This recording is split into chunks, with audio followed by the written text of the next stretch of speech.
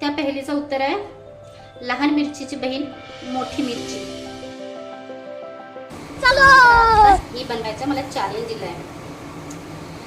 पहिल्यांदा मी याच्यामध्ये थोडा मीठ लावल्यावर हा मी शेंगदाण्याचा कूट घेतलाय. याच्यामध्ये थोडासा मीठ, थोडासा हळद आणि थोडा मिर्च पावडर हा टाकून याला चांगलं फिरवलं.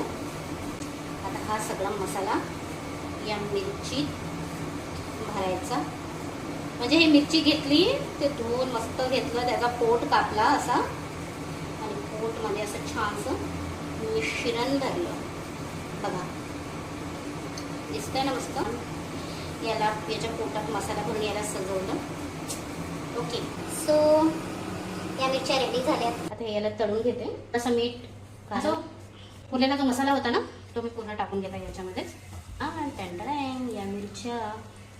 ओके ओके ओके वरणासोबत बस थोडी शिजली आता मिरची. आता थोडं बेसन हिरवा. ठीक आहे, तुझ्या पहिलीचं उत्तर मिरची झालं आता. हो ना.